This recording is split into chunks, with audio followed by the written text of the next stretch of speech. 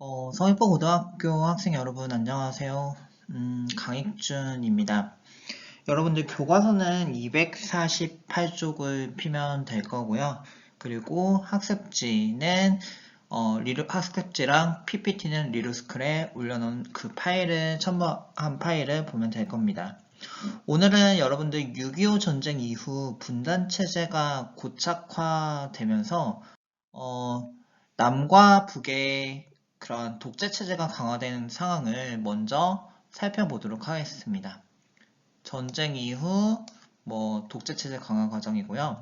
두 번째는 남한의 독재 체제를 유지하는 과정 속에서 우리나라 민주화 운동의 기점이라고 할 수 있는 이 4.19 혁명의 전개 과정을 살펴보도록 하겠습니다. 1950년대 그리고 60년대 초 이렇게 일어난 독재체제 그리고 민주화 운동의 과정에 대해서 지금부터 한번 살펴보도록 하겠습니다. 첫 번째 주제는 남한의 반공 독재체제 강화인데요. 여러분들 반공이라는 단어에서 볼 수 있듯이 공산주의에 반대한다 라는 명목 하에 남한에서 50년대 이승만 정부에서 독재체제를 강화하는 과정에 대해서 살펴보도록 하겠습니다. 이 당시 이승만 정부에서는요, 이런 독재체제를 강화해 나가기 위해서 헌법을 2번씩이나 개정을 하기도 하고요. 그리고 선거에서 승리하기 위해서 진짜 별의별 짓을 다 했어요. 그러면서 전쟁이 53년에 끝나게 되는데 전쟁 이후 4.19 혁명이 일어나는 1960년까지 독재체제를 강화하기 위한 수단으로 반공 이념을 내세웠다라는 것을 머릿속에 인식을 하면서 수업을 들으면 좋을 것 같습니다. 우리 대한민국 정부가 수립이 되는 게 언제였냐면 1948년이었는데요. 이 1948년 5.10 총선거도 있었고, 그리고 총선거에 의해서 뽑힌 국회의원들에 의해서 1948년 8월 15일 우리 대한민국 정부가 수립이 됩니다. 당시 대한민국 정부의 대통령은 이승만이었고요. 이 이승만은 198명의 국회의원들이 뽑은 간선제에 의해 선출이 되었다라고 지난 시간에 설명을 했었습니다. 근데 당시 대통령을 뽑았던 재헌 국회의원들의 임기가 몇 년이었냐면 2년에 불과했기 때문에 1950년에 국회의원 선거를 한 번 더 실시를 하게 됩니다. 이때 1950년 실시됐던 제2대 국회의원 선거에서는요, 재헌국회보다 훨씬 더 많은 무소속의 국회의원들이 당선이 되게 됩니다. 재헌국회도 국회의원들이 많았었는데 1950년에 있었던 2대 국회의원 선거에서 무소속 국회의원들이 진짜 훨씬 더 많이 당선이 되게 돼요. 그래서 당시 이승만은 어떤 생각을 하게 되냐면 국회의원들이 처음과 마찬가지로 대통령을 다시 한번 간선제에 의해서 뽑게끔 하면 자신이 대통령에 당선되지 않을 수도 있을 것이다 라고 생각을 해서 이승만이 헌법을 개정하게 됩니다. 어떻게 개정을 해 나가게 되냐면 직선제로 개정하기로 마음을 먹고요. 그래서 1952년 장기 집권을 위한 첫 번째 방법으로 헌법을 개정하기에 이르게 되는데 이때 개정된 헌법 개정을 무슨 헌법 개정이라고 부르게 되냐면 헌법에 있는 내용을 집어서 발췌해서 개헌을 한다라고 해서 발췌 개헌이라고 부르게 되고요. 이때 발췌 개헌의 핵심은 뭐였냐면 대통령을 국회의원들이 간선제로 뽑는 것이 아니라 대통령을 국민이 직접 선출하는 직선제 방식으로 되었다라고 생각하면 될 거고요. 이 발췌 개헌에서 직선제와 같이 하나 더 첨부된 내용이 뭐였냐면 국회의원들의 종류를 뭐로 하기로 또 추가를 하게 되냐면 양원제로 추가를 하는 내용도 같이 발췌 개헌에 첨가가 되게 됩니다. 국회의원의 종류가 단원제가 아니라 양원제라는 것은 국회의원이 한 종류가 아니라 두 종류다라는 의미고요. 이 양원제가 아주 발췌 개헌 때 잠깐 있었다라고 생각하면 되겠습니다. 그래서 1952년 발췌 개헌을 통해서 제2대 대통령 선거에서 이승만이 국민에 의해서 당선이 되게 됩니다. 근데 사람의 욕심은 끝이 없는 것 같아요. 발췌 개헌을 통해서 대통령을 2번 했었던 이승만은요. 근데 대통령을 한 번 더 하고 싶은 마음이 생기게 됩니다. 근데 당시에는 우리가 미국의 헌법을 꽤 많이 모방을 했기 때문에 대통령을 총 몇 번까지 최고 많이 할 수 있는 게 몇 번까지가 가능했었냐면 2번밖에 가능이 안 됐어요. 그래서 또 3번, 4번, 5번 이상 대통령을 하기 위해서는 다시 한번 헌법을 개정해야 됐는데요. 그래서 당시 정부에서는 이승만 정부에서는 헌법을 개정하기에 이르게 됩니다. 그때가 언제였냐면 1954년도였는데 이 1954년도에 이승만이 대통령을 3번 이상 하기 위한 이 헌법 개정은 기존의 상황과는 좀 달랐고 쉽지만도 않았어요. 헌법 개정을 위해서 필요한 국회의원의 의석수가 몇 석이냐면 정족수의 3분의 2에 해당이 되는데요. 당시에 국회의원의 정족수가 몇 명이었냐면 203명이었습니다. 근데 203명의 3분의 2는 수학적으로 계산해보면 몇 명이냐면 바로 135.333명이 203명의 3분의 2이기 때문에 그래서 135명까지 이렇게 만약에 찬성을 하게 된다면 이거는 0.3333명이 부족하기 때문에 헌법 개정을 필요한 인원수를 충족시키지 못해서 부결이 된 거고요. 실질적으로 헌법을 개정하기 위해서는 135.333명보다 많은 136명 이상이 여기에 찬성을 해야만 헌법 개정이 가능했었는데 운명의 장난인지는 모르겠는데 이때 1954년 헌법 개정을 위해서 몇 명의 국회의원들이 찬성을 해버리게 되냐면 135명만 찬성을 해버리게 됩니다. 즉 헌법 개정에서 0.3333명이 부족했기 때문에 당시의 국회 부의장은 이거는 정족수 미달로 헌법 개정을 할 수 없다라고 선포를 해버리게 됩니다. 이렇게 해서 그 헌법 개정이 이루어지지 못한다라고 많은 사람들이 생각하고 있었는데 며칠 뒤에 자유당에 한 수학자 한 명이 찾아가게 됩니다. 그리고 그 수학자가 수학적 논리를 제시를 하게 되는데 그 수학자가 제시했던 수학적 논리가 뭐냐면 수학에서는 반올림을 할 때 4 이하는 죽이고 5 이상은 올린다. 그렇기 때문에 135.333에서 개헌을 하기 위한 정족수는 4 이하는 죽이기 때문에 135명이 맞다. 그러므로 개헌을 하기 위한 최소 정족수는 136명이 아니라 135명이기 때문에 당시 표결에 의해 135명이 찬성했기 때문에 이것은 개헌이 이루어질 수 있다라고 수학자는 제시를 하게 되고요. 이렇게 자유당 수학자 논리에 의해서 4.4.5입이 요구가 되면서 이 4.4.5입 개헌이 부결되었음에도 불구하고 다시금 이루어지게 됩니다. 1954년 4.4.5입 개헌이 자유당 수학적 논리에 의해서 어거지로 이렇게 통과되는 과정을 굉장히 많은 국민들이 지켜보게 돼요. 그리고 그 개헌에는 초대 대통령 이승만에 한해서 중임 제한을 철폐할 수 있다라는 내용이 첨가가 되면서 이승만 정부는 이때 굉장히 많은 인심을 잃게 됩니다. 그래서 독재 체제가 굉장히 강화되는 과정 속에서 헌법도 바꾸고 민심도 잃어가게 되는데 근데 이승만은 굉장히 럭키가이였습니다. 왜 럭키가이였냐면 1956년 4.4.5입 개헌으로 인해서 이승만이 세 번째 대통령 선거에 나설 수 있었고 1956년에 대통령 선거가 이루어져요. 그래서 민주당, 자유당 소속의 이승만에 대적해서 민주당에 누가 나서게 되냐면 이승만에 대적해서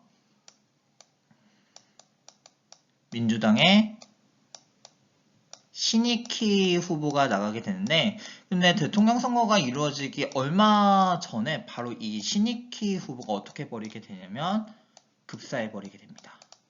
뇌일혈이라는 별로 갑자기 죽어버려요. 그래서 유력한 야당 측 후보가 제거가 되니까 이승만은 당선이 56년에 되게 되는데 당시 이승만이 당선될 때 얻었던 표가 몇 표였냐면 유권자 900만 명 중에서 이승만이 500만 정도의 표를 얻게 되고요.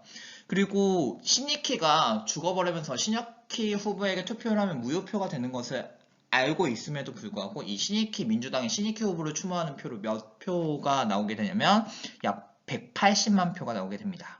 그리고 전혀 그 의식을 하지 않았던 무소속 후보도 무소속으로 나섰던 조봉암이라는 사람도 몇 표를 얻게 되냐면 200만 표라는 굉장히 많은 표를 얻게 돼요.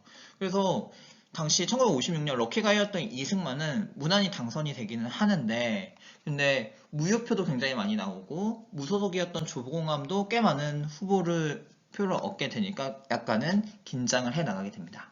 당시 조봉암이라는 사람이 얻었던 표가 200만 표였는데요.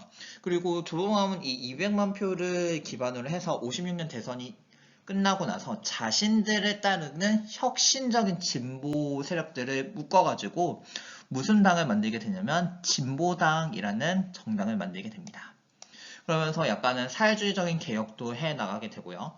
그리고 조금은 평등적인 정책을 해 나가게 되니까 이승만은 공산주의에 반대하는 사람들을 없애는 명분으로 독재체제를 강화하기 위해서 이 진보당의 당수였던 조봉암을 간첩 혐의를 뒤집어 쓰게 되고요. 이들을 제거하는 진보당 사건을 일으키게 됩니다.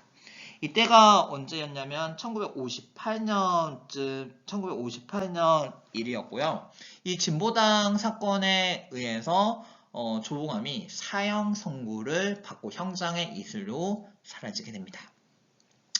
그리고 이승만 정부에서는 이 시기 50년대 후반에 국가체제에 반대하는 이들을 합법적으로 잡아들일 수 있는 국가보안법도 좀 더 독재체제에 맞게 개정해 나가게 되고요. 자유당과 이승만 정부를 비난하는 경향신문 이러한 진보적인 언론들도 전부 다 폐지를 시켜버리게 됩니다. 그러면서 두 번의 헌법 개정 그리고 정적들을 제거하는 행위 그런 행위들을 통해서 1950년대에 이승만 정부는 공산주의에 반대한다는 명문 하에 독재체제를 강화해 나갔다라고 생각하면 되겠습니다. 지금 보이는 슬라이드는요, 1952년 이루어졌던 첫 번째 헌법 개정인데요. 이게 바로 발췌 개헌입니다. 기존의 대통령은 국회에 의해서 선출이 되었는데 발췌 개헌에서 대통령은 누구에 의해서 선출된다고 나옵니까? 국민에 의해서 선출된다라는 것을 알 수 있고요. 이 발췌 개헌의 대통령 직선제와 더불어서 국회의 구성이 양원제로 구성되었다라고도 아까 설명을 했었습니다. 넘어가겠습니다. 그리고 1954년에 개헌이 한 번 더 이루어지게 되는데요. 이 개헌이 굉장히 극적으로 개헌이 되었던 4.4.5입 개헌이었고요. 이 4.4.5입 개헌의 주요 내용은 뭐냐면 이 헌법 공포 당시의 대통령에 대해서는 제55조 1항, 즉 중임 제한을 적용하지 않는다. 이 헌법 공포 당시의 대통령이 이승만이었기 때문에 이승만에 한해서는 중임 제한을 적용하지 않는다라는 내용이었습니다. 그래서 이승만이 3선, 4선, 5선까지 이 헌법에 의해서 나갈 수 있게 되었다라고 설명을 했었습니다. 지금 보이는 슬라이드는 1956년 대통령 선거에 나왔던 민주당의 포스터인데요. 당시 그 54년 대선을 거치면서 이승만 정부가 독재 체제를 하는 거에 대해서 민심이 굉장히 많이 휘둘리게 돼요. 그래서 56년에 어쩌면 이 정권 교체가 이루어질 수 있었는데, 근데 민주당의 유력한 대선 주자였던 신익희가 대통령 선거가 일어나기 바로 직전에 죽습니다. 죽어버려서 이승만이 대통령에 당선이 되게 되는데, 근데 당선이 되는 과정에서 신익희의 추모표도 꽤 많았고요. 그리고 무소속이었던 조봉암이라는 인물도 꽤 많은 표를 얻게 되었다라고 설명을 했었습니다. 그리고 조봉암이 이 56년 대선 이후에 혁신 정당이었던 진보당이라는 정당을 만들고, 그리고 혁신 정치를 통해 가지고 이승만 정부를 견제해 나가려고 하는 움직임을 보이게 되자, 당시 이승만 정부에서는 반공 이념을 명분으로 진보당의 당수였던 이 사람이 아까 조봉암이라는 인물인데요. 조봉암에게 간첩 혐의를 뒤집어 씌워가지고 국가내란죄라는 명목으로 이 사람을 제거를 해버리게 됩니다. 실제로 조봉암은 나중에 수십 년이 지나고 민주화가 이루어지고 난 다음에 대법원에서 재심 판결이 이루어지고 그 무죄가 선포가 됩니다. 근데 무죄가 했음에도 불구하고 형장의 이슬로 사라져 버렸기 때문에 굉장히 안타까운 측면이 있다라고 여러분들이 기억하면 되겠습니다. 다음으로 넘어가겠습니다. 다음 두 번째 주제는 전후 복구 및 원조 경제의 발달 이 부분인데요. 1950년부터 53년 1월까지 이루어졌던 6.25 전쟁 이후 대한민국의 경제 상황과 관련된 내용입니다. 첫 번째 여러분들이 볼 개념은 뭐냐면 귀속재산 처리라는 건데요. 귀속재산이라는 뭐냐면 1945년 8월 15일 일제가 패망하고 일본이 이렇게 우리 한반도에서 쫓겨나게 되잖아요. 그래서 일본이 한반도에 쫓겨나고 도망갈 때 그들이 남기고 간 토지, 재산, 공장 등을 의미를 하게 되는데요. 이 일본이 남기고 간 재산을 귀속재산이라고 하는데, 이 일본이 남기고 갔던 이 재산을 처리하는 방법, 그 처리하는 과정에서 뭐 민간인들에도 매각을 하게 되고요. 그리고 소수의 유력자들에게도 매각을 하게 되는데, 그런 과정과 관련된 내용이 귀속재산이다라고 생각을 하면 되겠습니다. 두 번째는 뭐냐면 미국의 경제 원조인데요. 우리나라가 50년부터 53년까지 6.25 전쟁이 일어나게 되는데, 6.25 전쟁이 끝날 무렵 그 휴전협정을 맺을 때 이승만이 미국에게 강력하게 요구를 했었던 게 두 가지가 있어요. 첫 번째가 뭐냐면 한국의 안전을 보장할 수 있는 한미 상호 방위 조약을 맺어달라. 이게 첫 번째고요. 두 번째는 뭐냐면 전쟁으로 우리나라가 찢어지게 가난하게 됐다. 그렇기 때문에 미국이 경제 원조를 어느 정도 해달라라는 것을 요구를 하면서 휴전협정이 맺어지게 되는 거예요. 그래서 이 경제 문제를 볼 때 일본인이 남기고 간 귀속재산, 그리고 미국의 경제 원조 이 두 가지를 같이 봐야 되는데, 그러면서 이 과정 속에서 50년대 우리나라에서 발달했었던 대표적인 산업이 뭐가 있냐면 300산업이라고 있습니다. 이 300산업이라고 할 때 3은 뭐냐면 숫자를 얘기를 하는 거예요. 3개. 3개예요. 뭐가 3개냐면 하얀 것이 3개인 산업이에요. 이 하얀 것이 3개다는 무엇을 의미를 하냐면 당시 미국이 원조했었던 대표적인 그 원조 물품들로 만들었던 3가지 하얀 산업을 얘기를 하는 거예요. 그래서 대표적인 3가지 하얀 산업이 뭐냐면 하얀 색깔, 밀가루, 그리고 설탕, 그리고 이 면화를 이용한 가공산업을 300산업이라고 부르게 되고요.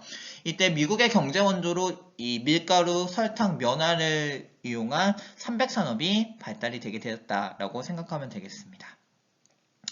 근데 미국의 경제 원조로 인해 가지고 그 미국 농산물이 대량 유입을 하면서 국내에 있는 농산물 가격이 폭락하는 그러한 부정적인 측면도 있었고요. 그리고 1950년대 산업은 뭐 식품이라든지 옷이라든지 뭐 가구라든지 이런 소비재 산업의 중심이 되어가지고 실제로 돈을 굉장히 많이 벌고 국가 체계의 산업이 훨씬 효율적으로 발전할 수 있는 뭐 철강, 기계 이런 생산재 공업은 좀 부진했다라는 한계점도 있기는 합니다. 그래서 50년대 그 경제 부분을 볼 때는 일본인이 남기고 간 귀속재산 그리고 미국의 경제 원조 이런 것에 초점을 맞춰가지고 여러분들이 이해하면 되겠습니다. 넘어가겠습니다. 세 번째 주제는 북한의 김일성 독재체제 강화인데요. 북한에서 그 조선민주주의인민공화국이 1948년 9월 9일에 수립이 되고 최고 지도자로 이렇게 추대된 사람이 김일성이기는 했는데, 근데 김일성이 최고 지도자이기는 했지만 당시 초기 북한 정권이 있을 때만 하더라도 북한에는 꽤 많은 파벌이 있었어요. 이 국내파, 한반도 내에 있었던 국내파의 대표적인 유럽 주자로 누가 있었냐면 박헌영이라는 사람이 있었고요.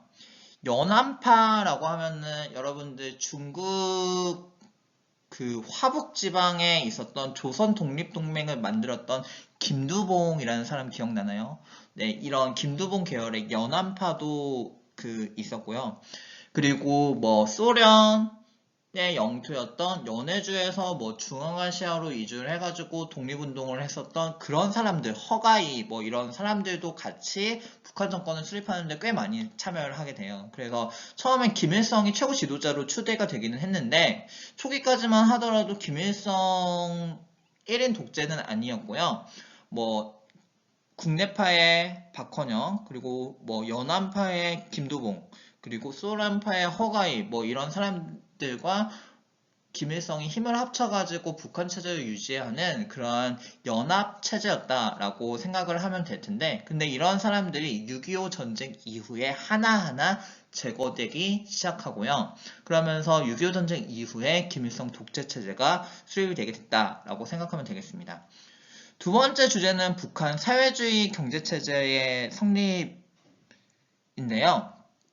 전쟁이 일어나고 나서 얼마 안 가서 그 북한은요, 그 전쟁 이전 상태와 유사하게끔 경제체제를 거의 회복을 많이 하게 되는데, 그 경제를 회복할 수 있었던 이유는 뭐냐면, 뭐, 동유럽에 있는 사회주의 국가들 뿐만 아니라, 사회주의 종주국이었던 소련, 그리고 북한과 혈맹 관계를 맺었던 뭐, 마오쩌둥의 중국, 이런 나라들의 적극적인 원조 때문이기도 했습니다. 그러면서 북한은 전쟁 이후 굉장히 많은 발전을 해 나가게 돼요. 남한이 뭐 소비자 공업 중심으로 생산자 공업, 중화 공업 위주의 생산자 공업이 발달하지 못한 반면에 북한은 50년대, 60년대 중공업이 발달을 해 나가기도 하고요.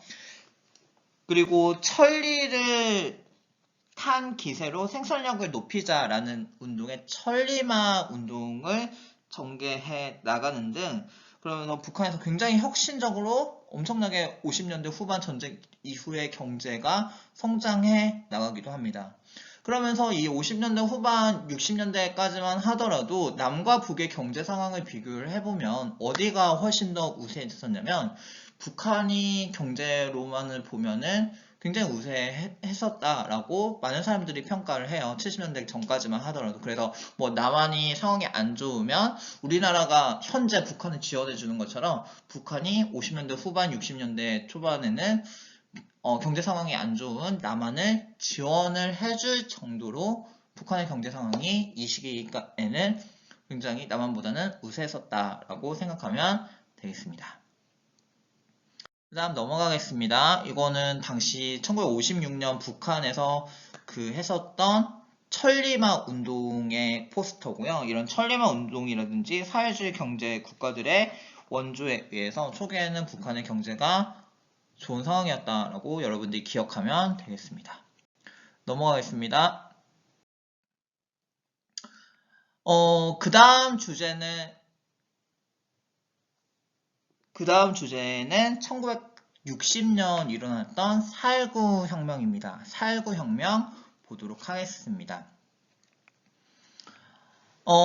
아까 이승만의 반공 독재 체제를 설명하는 과정 속에서 이승만이 굉장히 럭키가이라고 했습니다. 1956년 대선에서 민주당의 유력 주자였던 신익희 후보가 갑자기 급사하면서 그 자유당의 이승만 후보가 당선이 됐다고 했는데, 그래서 지지구 복구에 4년의 시간이 지나서 1960년 대선이 이뤄지기는 하는데, 이 1960년 대선에서도 56년 대선과 거의 유사한 상황이 일어나게 됩니다.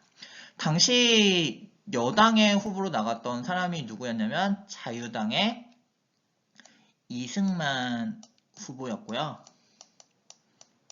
대통령 후보로 나섰던 자유당의 이승만 후보였고요. 그리고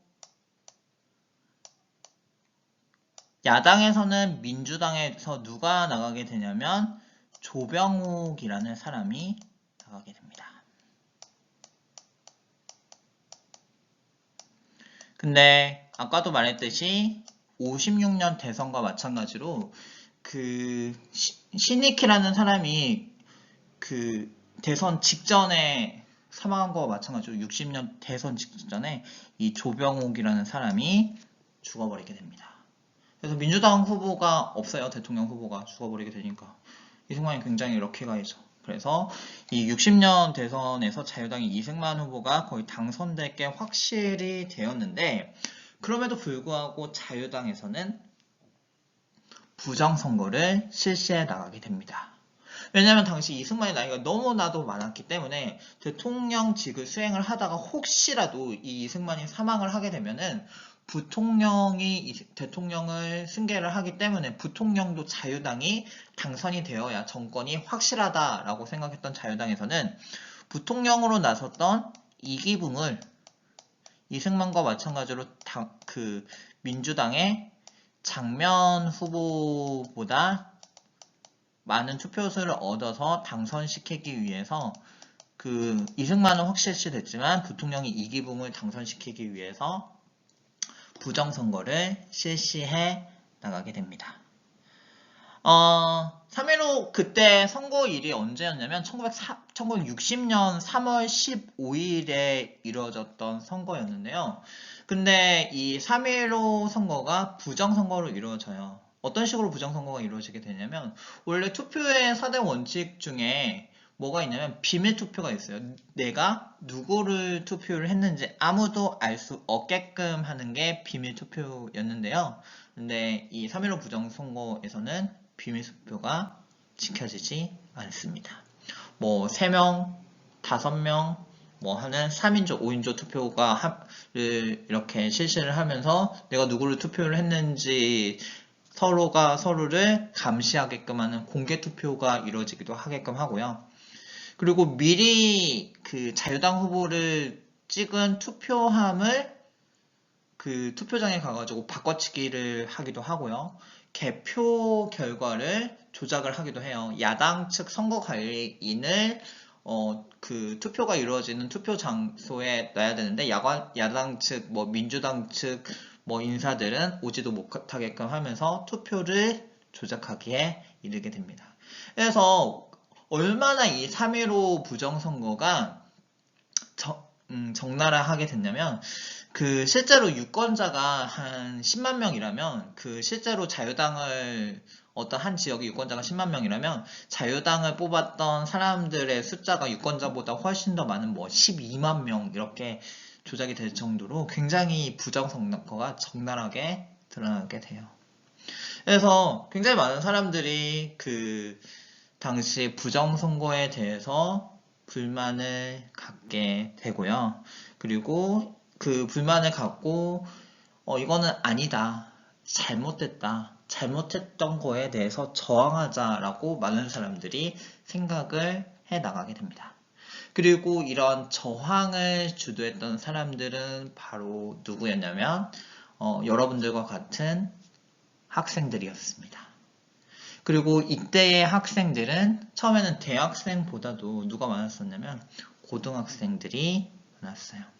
특히 마산 지역에서 시위가 처음에 굉장히 많이 주도적으로 이루어졌는데, 이 마산 지역에 있었던 학생들이 전개되었던 시위에서 이 학생들은요, 3월 15일 날 이루어졌던 부정선거, 이거 잘못됐다. 잘못됐던 거 바로잡아야 된다라고 시위를 이렇게 비폭력적으로 실시해 나가게 되는데, 경찰은 이 비폭력적인 시위에 대해서 폭력적으로 무차별적으로 뭐 총도 발포를 하고요. 칼로 이렇게 자르기도 하고요. 하면서 진압을 하게 됩니다. 그리고 이런 시위를 진압하는 과정 속에서 마산상고에 다녔던 김주열 학생이 죽게 되고요. 이 김주열의 그 시신이 체류탄이 박힌 채 굉장히 많은 사람들에게 알려지게 되니까 이 시민들의 그런 분노는 더 극에 다다르게 됩니다. 결국 1960년 4월 19일 이 학생들과 시민들의 대규모 시위가 전개가 되게 되고요. 이 대규모 4월 19일 날 대규모 시위를 다시금 이승만 정부에서는 총격으로 진압을 해 나가게 되지만 희생자가 더욱더 많이 발생을 하면서 국민들의 분노는 하늘을 찌르게 됩니다. 당시 우리 대한민국의 가장 큰 지식인이라고 할 수 있는 이 대학 교수들도 자신의 학생들, 제자들이 이렇게 무차별적으로 폭력을 당하고 잘못된 것을 보게 되니까 대학 교수들이 어떻게 해 나가게 되냐면 시국선언을 해요. 시국선언. 지금은 굉장히 위기다. 지식인으로서 이거는 잘못된 것이 아니냐, 바로잡아 달라라고 하면서 대학 교수들, 최고의 지성인이라고 할 수 있는 대학 교수들이 거의 대다수가 길거리에 나가가지고 시위를 전개해 나가고요. 그리고 심지어는 초등학교 학생들, 5학년, 6학년 학생들도 나서서 시위를 해요. 우리 언니, 오빠들 죽이지 말라. 그리고 언니 오빠들 잡아들이지 말라 라고 하면서 조그마한 초등학생들도 시위를 하면서 거리가 온통 그 민주화 운동의 함성으로 뒤덮이게 되니까 결국 이승만 대통령이 국민이 원한다면 그러면 내가 물러나겠다 라고 하면서 하야를 해 나가게 됩니다. 이 이승만이라는 인물은요, 우리 한국 현대사에서 빼놓을 수 없는 인물이에요. 잘못한 점도, 독재체제, 잘못한 점도 굉장히 많았고요. 그리고 대한민국의 국가체제를 수립했다는 점에서 긍정적인 측면도 꽤 많이 있어요. 그래서 한국 현대사를 설명할 때 이 이승만이라는 인물을 빼놓을 수 없는 인물이기는 하는데요. 그래서 어쨌든 최고 권력자였던 이 이승만이 결국 민주화 운동으로 인해서 이 시기 물러나게 됐다라고 여러분들이 생각하면 되겠습니다. 지금 이 사진은 이렇게 3명씩 5명씩 이렇게 가고 있는 건데요. 그래서 3인조, 5인조 투표 현장 당시을 찍은 사진이다 라고 여러분들이 생각했습니다. 그리고 이거는 1960년 4.19 혁명 당시 시위 중 숨진 여학생이 남겼던 글입니다. 한번 읽어볼게요. 시간이 없는 관계로 어머님 뵙지 못하고 떠납니다. 끝까지 부정선거에 데모로 싸우겠습니다. 지금 저의 모든 친구들, 그리고 대한민국의 모든 학생들은 우리나라 민주주의를 위하여 피를 흘립니다. 어머님, 데모에 나간 저를 책하지 마십시옵소서. 우리들이 아니면 누가 데모를 하겠습니까? 저는 아직 철없는 줄 압니다. 그러나 국가와 민족을 위하는 길이 어떻다는 것을 알고 있습니다. 굉장히 4.19 혁명 당시 가슴을 울리는 한 여학생의 그리고 이런 과정 속에서 당시 우리나라 최고의 지식인이었던 대학 교수들이 그 시국선언을 하면서 이 교수들도 그 최고의 재성인 교수들도 길거리에 나가지도 합니다. 그 교수들이 했었던 시위 한번 현수막을 한번 볼게요. 학생의 피해 뭐라고 적혔죠? 그 각 대학 교수 뭐 이렇게 적힌 것 같네요. 그리고 이거는 실제로 당시 진짜 어렸던 초등학생들이 뭐 부모 형제들에게 총뿌리를 들대지 마라 라고 하면서 시위를 했었던 거고요. 진짜 어린 학생들, 대학 교수, 직장인 넥타이 부대, 그리고 중학생, 고등학생 뭐 이런 사람들 전부 다 가가지고 이거는 잘못됐다. 국가에 있는 우리 국민들 아니냐라고 하면서 민주화 운동을 촉발해 나가게 되니까 결국 대통령 이산이 1960년 4월 26일 국민들에게 하야 성명을 해 나가게 됩니다. 첫 번째가 뭐였냐면요. 국민이 원한다면 대통령직을 사임할 것이다. 3.15 부정선거가 있었다고 하니 선거를 다시 하도록 하고 그리고 그 부통령으로 당선되었던 이기붕 의장도 공직에서 물러나도록 하겠다. 그리고 국민이 원한다면 다시금 그 헌법을 개정을 하겠다라고 하면서 대통령 이승만이 결국 이 살구혁명에 의해서 하야를 해 나가게 됩니다. 반공이라는 독재 체제 하에서 그리고 이것을 더욱더 강화하기 위해서 부정선거도 저질렀고요. 그리고 권력을 계속해서 유지하기 위해서 당시 이승만 정부에서 했었던 그런 부정부패 비리들이 1960년 일어났던 이 민주화 혁명에 의해서 어느 정도 이렇게 자리를 잡는데 성공을 하게 돼요. 그게 바로 우리 민주화 운동의 첫 시발점이라고 할 수 있는 혁명이다 라고 보면 될 겁니다. 그리고 이 4.19 혁명에 의해서 이승만 정부는 붕괴가 되게 되고요. 결국 이 이승만 정부 붕괴 후에 다시 한번 헌법이 개정이 되게 됩니다. 그리고 헌법이 이때 개정이 되어가지고 국가체제가 헌법에 어떤 내용이 수립이 되게 되면 국회의원들의 종류가 양원제가 돼요. 그 두 가지 종류가 되고요. 그리고 대통령이 존재를 하기는 하는데 근데 실질적으로 정부를 이끄는 사람은 누구냐면 그 내각의 총책임자인 국무총리가 돼요. 그래서 대통령이 있기는 하는데 대통령은 실권은 없었고요. 내각의 국무총리가 정권을 이끌게 되는데 이때 그 4.19 혁명 직후 내각의 총책임자가 누구였냐면 아까 민주당의 부통령 후보로 나섰던 바로 장면이라는 사람이었기 때문에 이 4.19 혁명 직후에 세워진 이 내각을 장면 내각이라고 부르게 됩니다. 당시 이 장면 내각의 대통령이 윤보선이었고요. 그리고 국무총리가 바로 장면이었습니다. 그래서 혁명 직후에 수립된 이 장면 내각에서는 그 당시 국민들이 굉장히 많은 꿈과 기대가 있었던 내각이었다라고 생각을 하면 돼요. 그래서 뭐 지방자치제도 이때 최초로 실시가 되고요. 경제개발 5개년 계획도 수립이 됩니다. 그리고 이승만 정부 때 하지 못했던 뭐 친일파 청산이라든지 그리고 너무 그 고등학교에 설치되어서 정치화 세력으로 했었던 뭐 호국단이라든지 이런 것들을 폐지하기 위한 그런 청원 그런 것들도 목소리들도 들어주려고 했었고요. 그리고 교사들의 노동조합을 합법화한다든지 그리고 통일을 위해서 남북 학생 회담을 제의한다든지 뭐 이런 여러 각계각층의 사회 계층의 목소리가 꽤 많이 정부로 요구가 되게 됩니다.